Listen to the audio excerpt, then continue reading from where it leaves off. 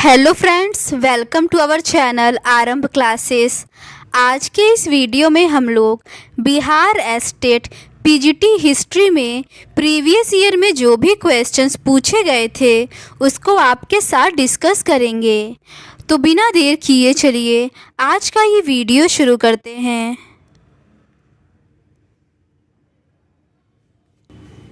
इस वीडियो में हम लोग 14 सितंबर 2023 को फर्स्ट शिफ्ट में जो भी क्वेश्चंस पूछे गए थे उसका सॉल्यूशन देखेंगे। इस क्वेश्चन पेपर के ऊपर के 50 क्वेश्चंस का डिस्कशन हम लोगों ने इस सीरीज़ के प्रीवियस पार्ट में कर लिया है।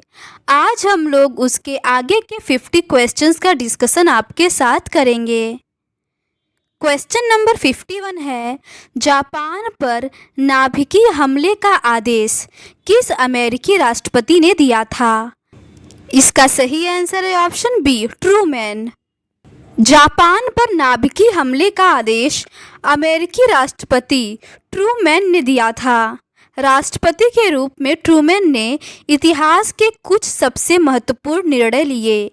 जापान द्वारा आत्मसमर्पण करने की तत्काल याचिका खारिज कर दी गई। ट्रूमैन ने अपने सलाहकारों से परामर्श के बाद युद्ध कार्य के लिए समर्पित जापानी शहरों पर परमाणु बम गिराने का आदेश दिया।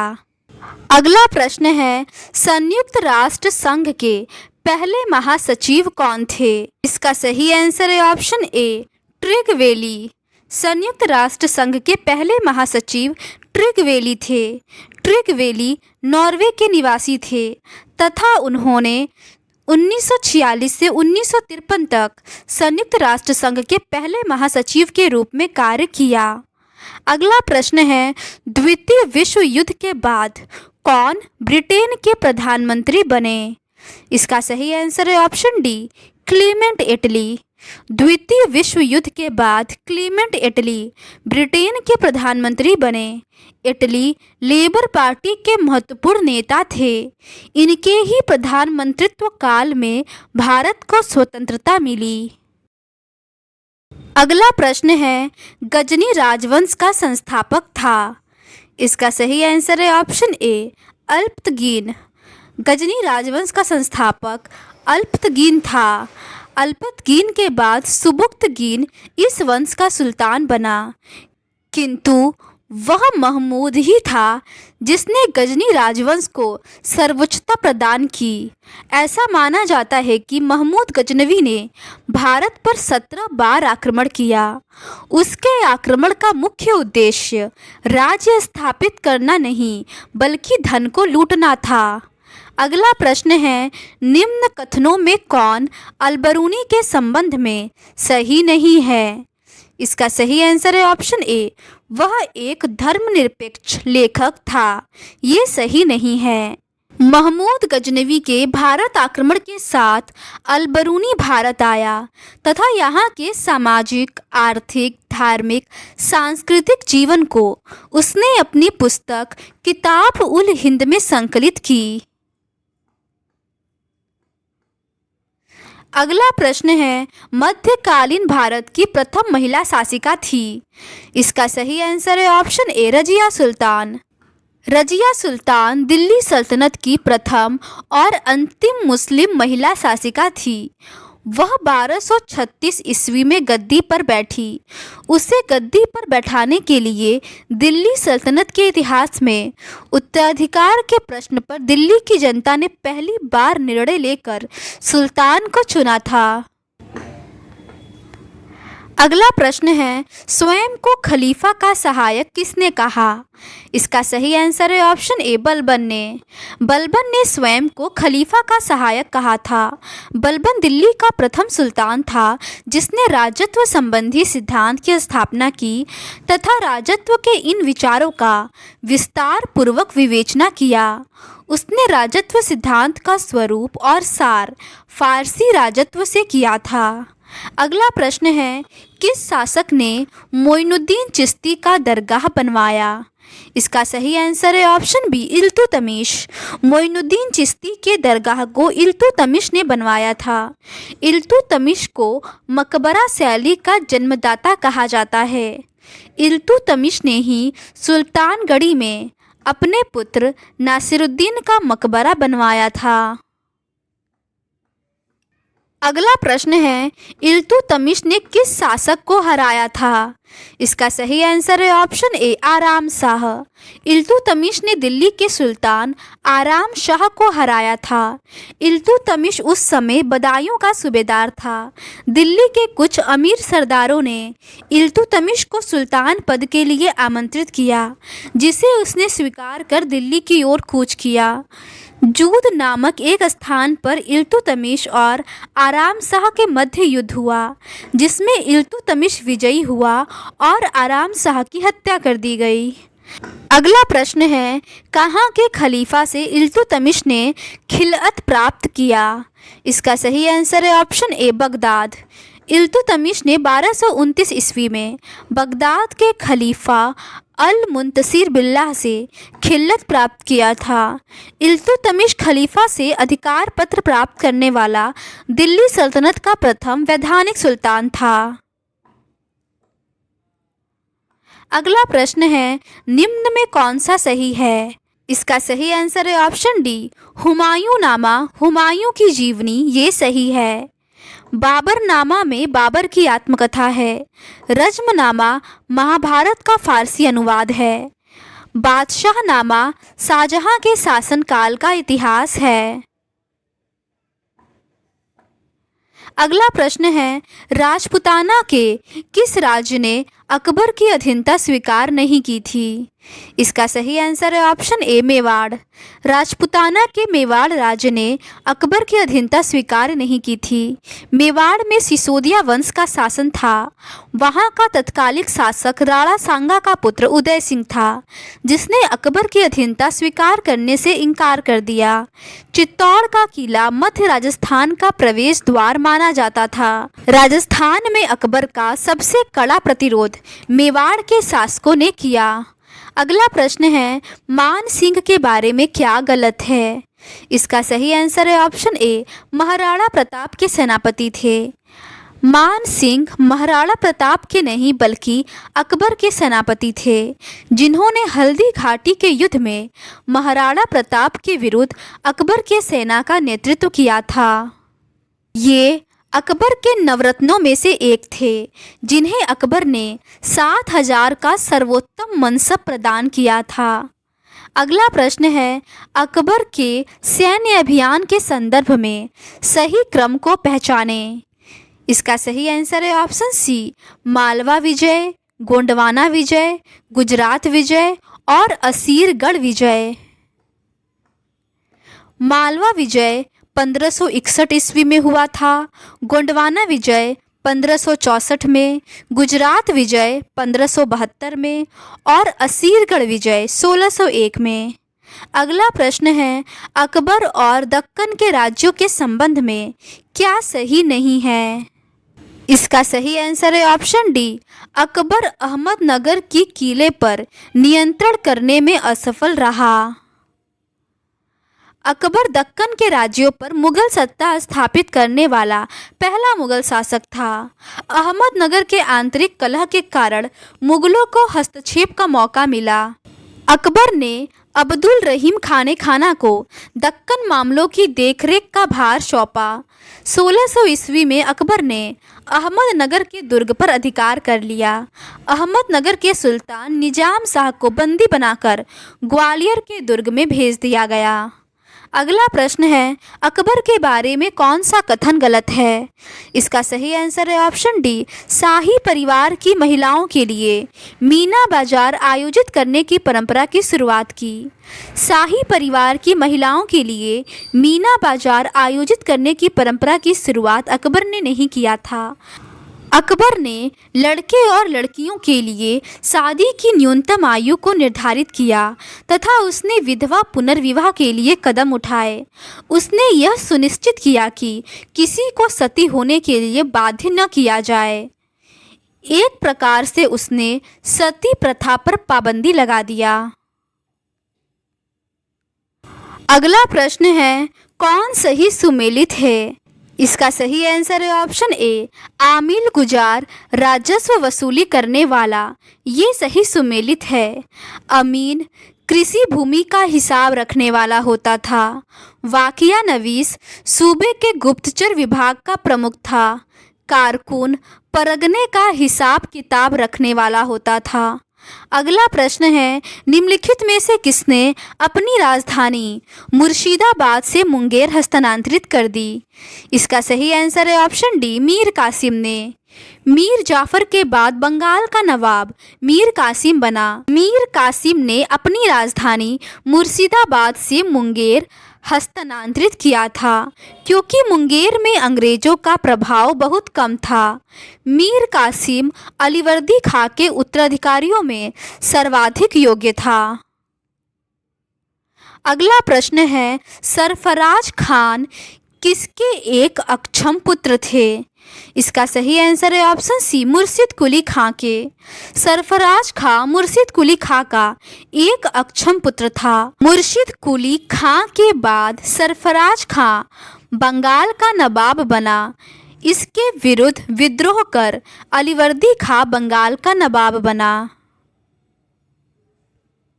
अगला प्रश्न है, लेफ्टिनेंट निकोल और क्रो किस लड़ाई में कहाँ शामिल थे?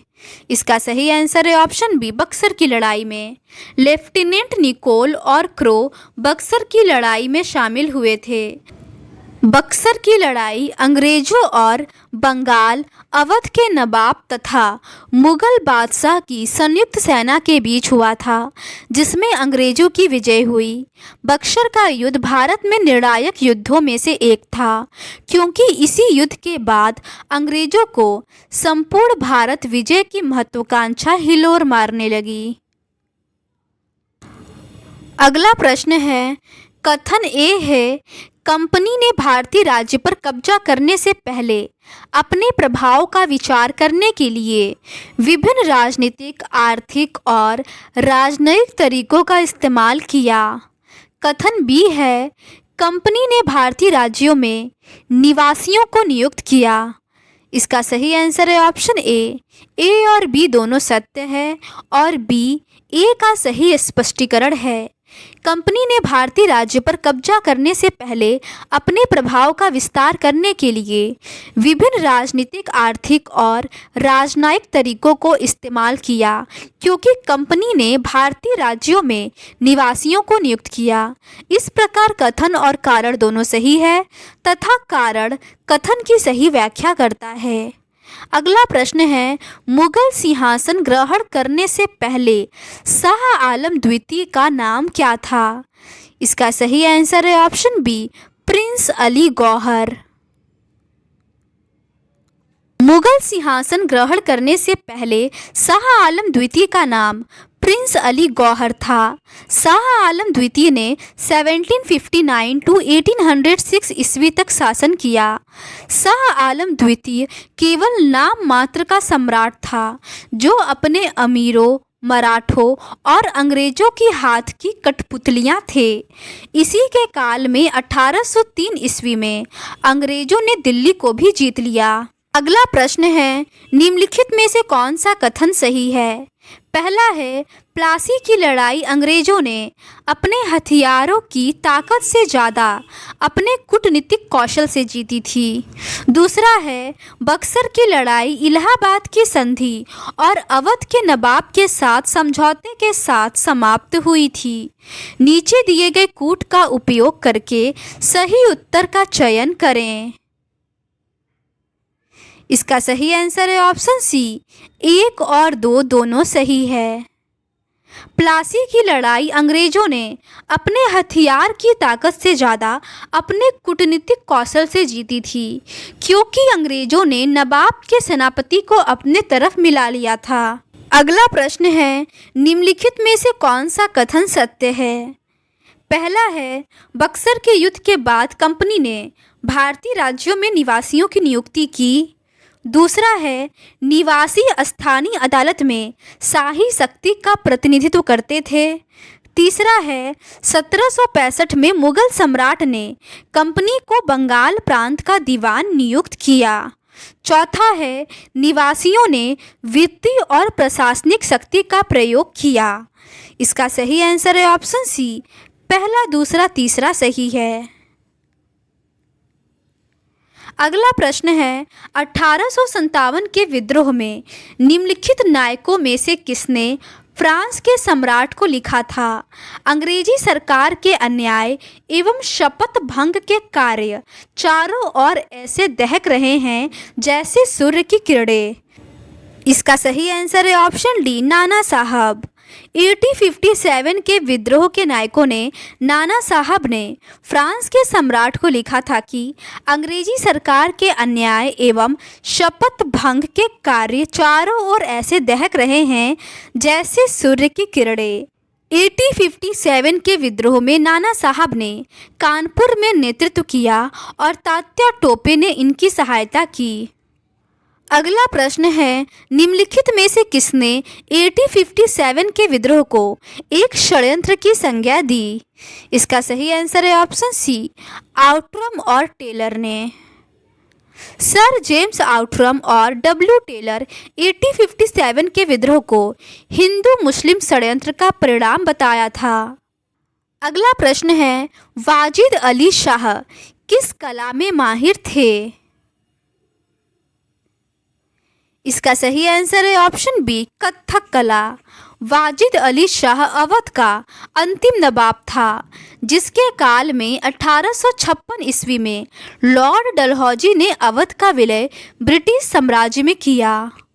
अगला प्रश्न है किस इतिहासकार ने लिखा तथा कथित प्रथम राष्ट्रीय स्वतंत्रता संग्राम न तो प्रथम था, न ही राष्ट्रीय और न ही स्वतंत्रता संग्राम था? इसका सही आंसर है ऑप्शन ए, आर.सी. मजूमदार। इतिहासकार आर.सी. मजूमदार ने लिखा है कि तथाकथित प्रथम राष्ट्रीय स्वतंत्रता संग्राम न तो प्रथम, न ही राष्ट्रीय और न ही स्वतंत्रता संग्राम था। वास्तव में मजूमदार का मत था कि 1857 में भारतीयों और सैनिकों के अंदर राष्ट्रीयता और स्वतंत्रता की भावना का अभाव था। अगला प्रश्न है बैरकपुर किस राज्य में अवस्थित है? इसका सही आंसर है ऑप्शन सी, पश्चिम बंगाल में। बैरकपुर वर्तमान पश्चिम बंगाल के उत्तर 24 परगना जिले में स्थित है। 29 मार्च 1857 को 1857 के विद्रोह की शुरुआत बैरकपुर से ही हुआ था। अगला प्रश्न है हिंदी फिल्म मंगल पांडे में मंगल पांडे की भूमिका किसने निभाई? इसका सही आंसर है ऑप्शन डी, आमिर खान ने। हिंदी फिल्म मंगल पांडे में मंगल पांडे की भूमिका अभिनेता आमिर खान ने निभाई थी। यह फिल्म 12 अगस्त 2005 को रिलीज हुई थी। अगला प्रश्न है दिसंबर 1885 में इंडियन नेशनल कांग्रेस का प्रथम अधिवेशन कहाँ आयोजित किया गया था? इसका सही आंसर है ऑप्शन बी, बम्बई। दिसंबर 1885 में इंडियन नेशनल कांग्रेस का प्रथम अधिवेशन बम्बई में हुआ था। 28 दिसंबर 1885 को बम्बई स्थित गोकुलदास तेजपाल संस्कृत विद्यालय में कांग्रेस का प्रथम अधिवेशन हुआ जिसकी अध्यक्षता व्योमेश चंद्र बनर्जी ने किया था। कांग्रेस के प्रथम अधिवेशन में कुल 72 सदस्यों ने हिस्सा लिया था। कांग्रेस का दूसरा अधिवेशन 1886 ईस्वी में कलकत्ता में हुआ था। अगला प्रश्न है अंबिका चरण मजूमदार ने किस वर्ष भारतीय राष्ट्रीय कांग्रेस की अध्यक्षता की? इसका सही आंसर होगा ऑप्शन ए, 1916 के लखनऊ अधिवेशन में। यह अधिवेशन काफ़ी महत्वपूर्ण था क्योंकि इसी अधिवेशन में एक तरफ कांग्रेस के दोनों दलों का मिलन हुआ, वहीं दूसरी तरफ कांग्रेस और मुस्लिम लीग के बीच समझौता हुआ। अगला प्रश्न है भारतीय राष्ट्रीय कांग्रेस की स्थापना कब हुई थी? इसका सही आंसर होगा 28 दिसंबर 1885 को। भारतीय राष्ट्रीय कांग्रेस की स्थापना 28 दिसंबर 1885 को हुई थी। कांग्रेस की स्थापना बम्बई में हुई थी तथा इसका पहला अधिवेशन बम्बई के गोकुलदास तेजपाल संस्कृत विद्यालय में हुआ था, जिसकी अध्यक्षता W.C. बनर्जी ने किया था तथा इस अधिवेशन में कुल 72 सदस्यों ने भाग लिया था। अगला प्रश्न है, निम्नलिखित में से कौन रहनुमाई माजदा यासन से संबद्ध थे? इसका सही आंसर है ऑप्शन बी, पहला, दूसरा और तीसरा तीनों। दादा भाई नौरोजी, नेरोजी फरदोंजी और S.S. बंगाली। 1851 में कुछ अंग्रेजी शिक्षा प्राप्त पारसियों ने रहनुमाई माजदा यासन सभा गठित की, जिसका उद्देश्य पारसियों की सामाजिक अवस्था का पुनरुद्धार करना और पारसी धर्म की पुनः प्राचीन शुद्धता को प्राप्त करना था। इस आंदोलन के प्रमुख नेता नेरोजी फरदोंजी, दादा भाई नौरोजी, R.K. कामा और S.S. बंगाली थे।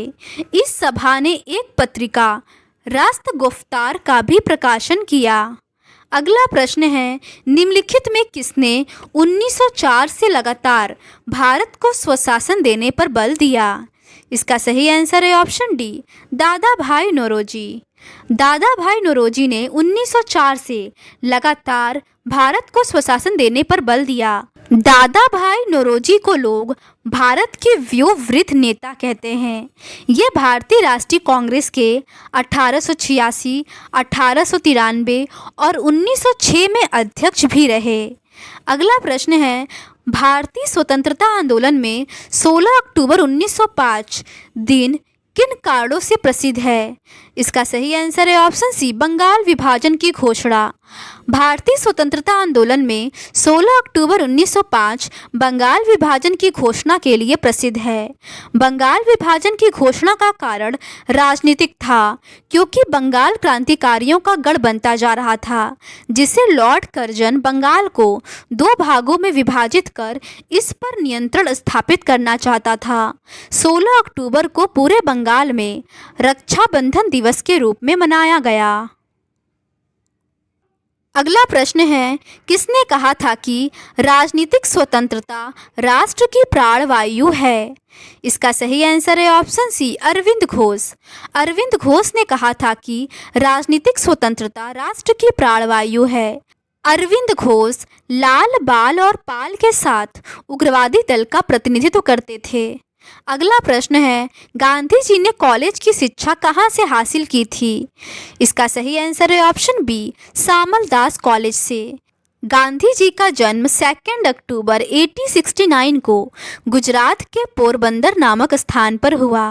गांधी जी ने कॉलेज की शिक्षा सामल दास कॉलेज से हासिल की। 1891 में इन्होंने इंग्लैंड से बैरिस्टरी पास की तथा पहले राजकोट में और फिर बम्बई में वकालत करने लगे। अगला प्रश्न है, इंडिया आफ्टर गांधी पुस्तक के लेखक कौन है? इसका सही आंसर है ऑप्शन डी, रामचंद्र गुहा। भारतीय इतिहासकार रामचंद्र गुहा की पुस्तक India after Gandhi the history of the world causes democracy है। यह पुस्तक स्वतंत्रता के बाद के भारत के इतिहास की व्याख्या करती है। अगला प्रश्न है, रॉलेट एक्ट के खिलाफ हुए देशव्यापी विरोध के दौरान हुई हिंसा की जांच के लिए किस आयोग का गठन किया गया था? इसका सही आंसर है ऑप्शन बी, हंटर आयोग का। 13 अप्रैल 1919 को हुए जलियांवाला बाग हत्याकांड की जांच के लिए हंटर आयोग का गठन किया गया था, जिसके सदस्य lord Hunter, justice Rankin, mister Rice, sir George Barrow, sir Thomas Smith, Chimanlal Setalvad आदि थे। कांग्रेस ने भी अपनी तरफ से एक आयोग का गठन किया था, जिसकी अध्यक्षता मदन मोहन मालवीय ने किया था। अगला प्रश्न है, बिहार विद्यापीठ के पहले कुलपति या प्राचार्य कौन थे? इसका सही आंसर है ऑप्शन ए, मौलाना मजरूल हक। चंपारण सत्याग्रह के पूर्व ही बिहार विद्यापीठ की नींव पड़ गई थी। बिहार विद्यापीठ बनाने के लिए 1916 में ब्रज किशोर प्रसाद ने विधान परिषद में आवाज़ उठाई। महात्मा गांधी ने मौलाना मजरूल हक को बिहार विद्यापीठ का प्रथम कुलपति बनाया और ब्रज किशोर प्रसाद को उप कुलपति बनाया।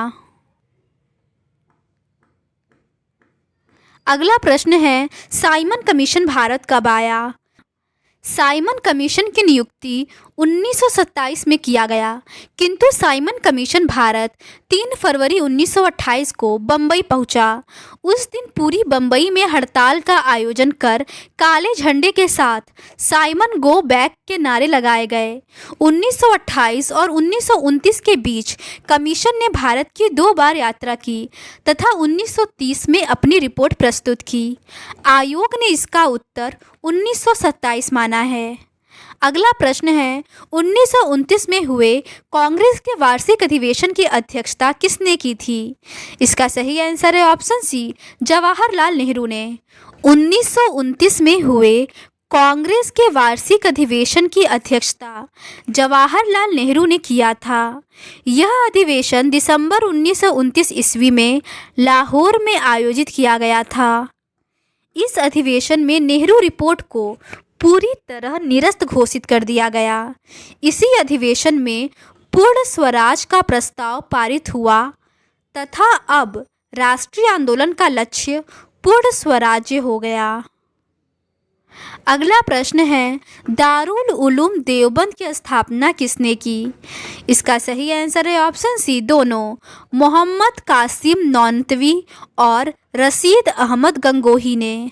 दारुल उलूम देवबंद की स्थापना 1866 में मोहम्मद कासिम नौनतवी और रशीद अहमद गंगोही ने सहारनपुर में किया था।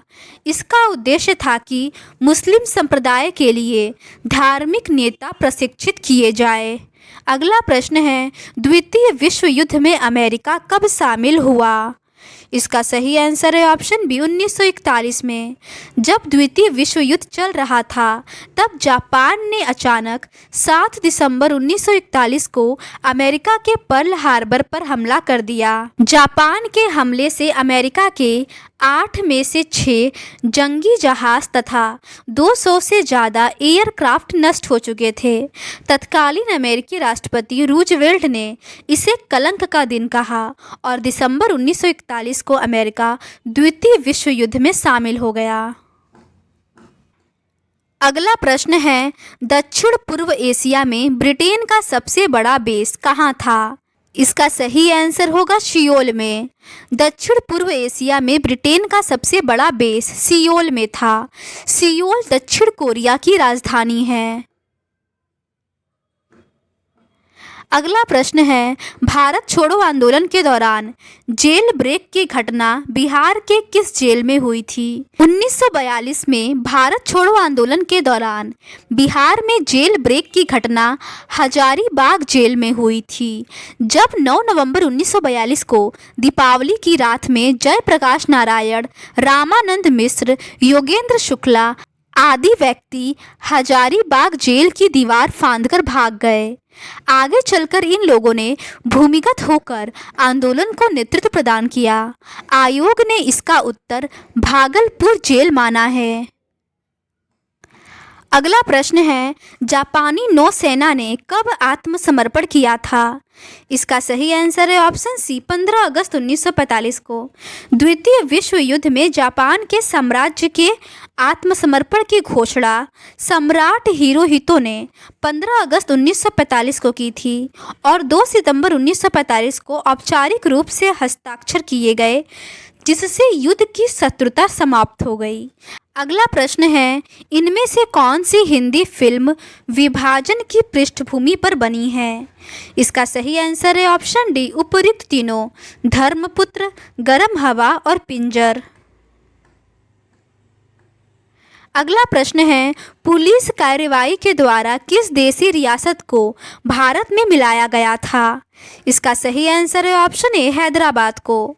स्वतंत्रता के बाद देसी रियासत हैदराबाद को सैन्य कार्यवाही के द्वारा भारत में मिलाया गया था। 13 सितंबर 1948 को भारतीय सैनिक हैदराबाद रियासत में घुस गए तथा 5 दिन की कार्यवाही के बाद 18 सितंबर को हैदराबाद ने आत्मसमर्पण कर दिया। इस प्रकार हैदराबाद को भारतीय संघ में मिला लिया गया। इस कार्यवाही को ऑपरेशन पोलो नाम दिया गया। तो आज के इस वीडियो में बस इतना ही। नेक्स्ट वीडियो में हम लोग दूसरे क्वेश्चन पेपर का डिस्कशन आपके साथ करेंगे। अगर आपको ये सीरीज़ पसंद आती है तो please do subscribe to our channel and like this video. Thank you.